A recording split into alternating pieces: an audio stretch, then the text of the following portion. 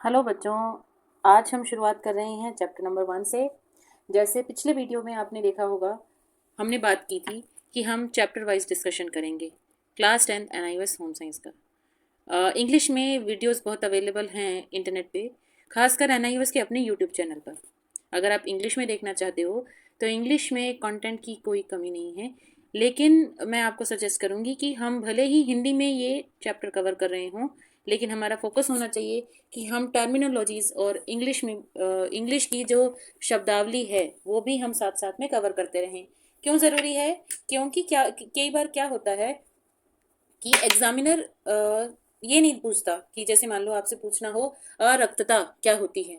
अरक्तता तो नाम से ही पता चल रहा है कि रक्त में किसी चीज़ की अल्पता है, यानी कि कमी है। तो इसको इंग्लिश में लिखा है, इंग्लिश में अरक्तता को या रक्त में लोह तत्व की अल्पता को अरक्तता कहते हैं। यानी कि शॉर्ट में हम समझें कि ब्लड में लोह तत्व की कमी है। जो हम वर्ड बोलते हैं कि खून की कमी है, खून की कमी हमारे में कभी नहीं होती।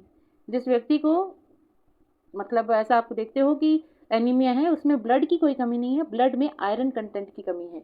तो हिंदी मीडियम के पेपर में क्या होता है, कई बार, ये हर एग्ज़ाम की बात है, सिर्फ 10th या 12th बोर्ड की बात नहीं है, कहीं भी आप कॉम्पिटिटिव एग्जाम्स की तैयारी भी करेंगे वहाँ पे इंग्लिश के वर्जन को ज़्यादा मान्यता दी जाती है।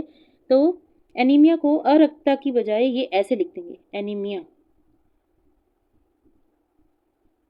तो उस स्थिति में जिस बच्चे ने ये वर्ड नहीं सुना उसके लिए ये इसका मतलब निकाल पाना मुश्किल हो जाता है।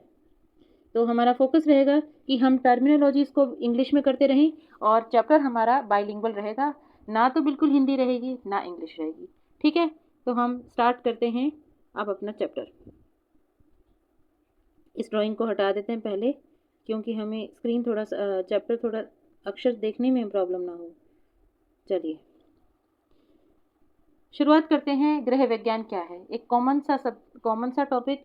जब भी हम किसी व्यक्ति के बारे में जानने की शुरुआत करते हैं, सबसे पहले हम पूछते हैं आपका नाम क्या है।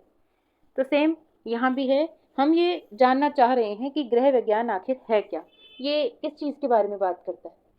कॉमन मिसकंसेप्शन जो आपने आज तक सुनी रही होंगी वो ये कि गृह विज्ञान यानी कि होम साइंस एक ऐसा सब्जेक्ट है जिसमें खाना बनाना सिखाते हैं। ये हमने ज़्यादातर सुना ही है होम साइंस के साथ में, और ऐसा गलत भी नहीं है। हम खाने के बारे में डिस्कशन करते हैं कि हमें कौन सा खाना खाना चाहिए, कौन से मौसम में खाना चाहिए, किस आयु वर्ग में कौन से भोजन हमें ज़्यादा खाने चाहिए, कौन से पोषक तत्व ज़्यादा लेने चाहिए। हम ये डिस्कस नहीं करते कि खाना बनाना कैसे है। वो जो सब्जेक्ट है वो है होटल मैनेजमेंट। ठीक है, तो हम होटल मैनेजमेंट जो कि कुलिनरी आर्ट्स जो कि ये डिस्कस करता है, और प्रैक्टिकल्स होते हैं जहाँ पे जैसे आप मास्टर शेफ़ देखते हैं, मास्टर शेफ़ में जितने भी शेफ़्स आते हैं वो सारे होटल मैनेजमेंट की डिग्री वाले लोग हैं। और बड़े बड़े इंस्टीट्यूशंस हैं इंडिया में, इंस्टीट्यूट ऑफ होटल मैनेजमेंट, जहाँ पे पहले एंट्रेंस होता है, उसके बाद आप आईएचएम करते हो, आईएचएम में जाके होटल मैनेजमेंट में ग्रेजुएशन करते हो, फिर जाके आप शेफ़ बनते हो। तो गृह विज्ञान ज़्यादा खाना बनाने पे फोकस नहीं करता। गृह विज्ञान एक वृहद विषय है जो कि पूरे घर के विज्ञान को समझने की बात करता है। जैसे उदाहरण के तौर पर आपकी जो मदर हैं घर पे, गृहिणी की जॉब सबसे मुश्किल है पूरे वर्ल्ड में। क्यों? क्योंकि उनको ये भी देखना है कि मुझे अपना और अपने बच्चों के खाने का इंतज़ाम कैसे करना है, अपने परिवार के खाने का इंतज़ाम कैसे करना है। सर्दियाँ आ गई हैं तो अब बच्चों को बाजरे के या बेसन के या फिर गोंद के लड्डू बनाने की ज़रूरत है। अब गर्मियाँ आ गई हैं तो बच्चों को शिकंजी पीने की ज़रूरत है।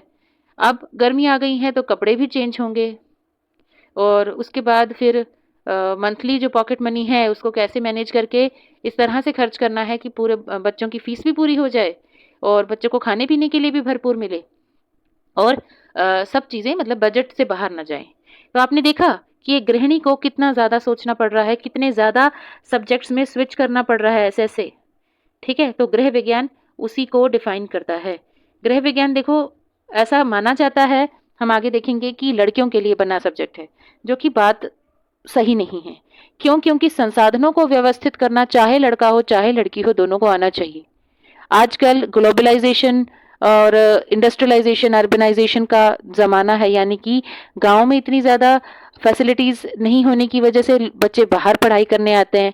बाहर जब आते हैं तो पेरेंट्स कई बार साथ में नहीं आ पाते, कई बार क्या ज़्यादातर।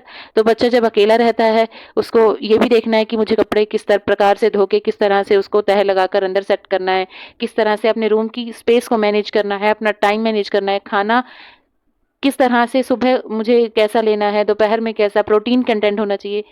तो ये आप देख रहे हो कि कितनी सारी चीज़ों को मैनेज करने की ज़रूरत पड़ रही है। ये सारी चीज़ें हम होम साइंस में सीखते हैं। आपकी सुविधा के लिए मैंने कुछ चीज़ें अंडरलाइन कर दी हैं। एक तो ये कि यह एक अंतर क्षेत्रीय विषय है।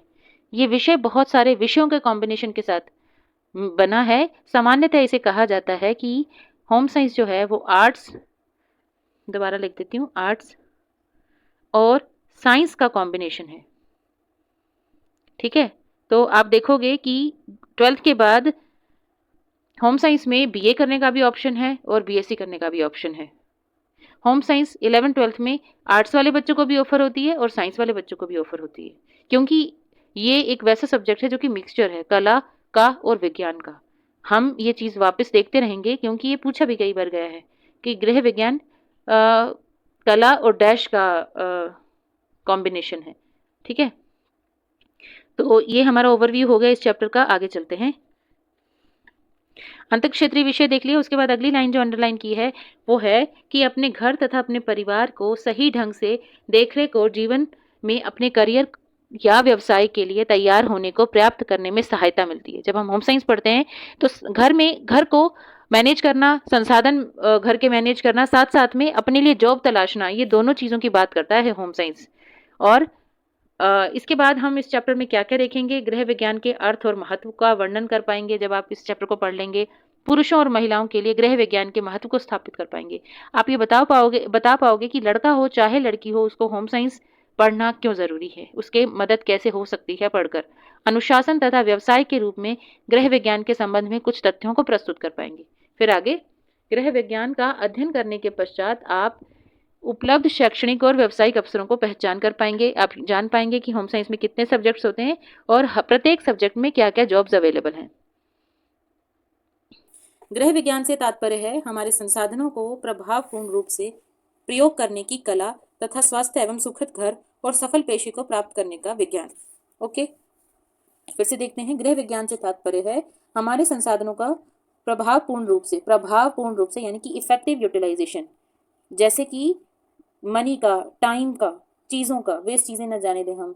जैसे मान लो कि घर में न्यूज़पेपर्स हैं, न्यूज़पेपर्स का पेपर मैशे बना के हम लैंप शेड बना सकते हैं, या फिर कार्टन्स का हम स्टोरिंग बुक को स्टोर करने के लिए कपबोर्ड बना सकते हैं। और एक लास्ट वीडियो में मुझसे गलती हो गई थी, मैंने कहा था कि मास्टर शेफ में जितने भी लोग आते हैं वो सब होटल मैनेजमेंट किए हुए लोग होते हैं। पार्टिसिपेंट्स की बात नहीं करी थी मैं बात करी थी जो जजेस होते हैं।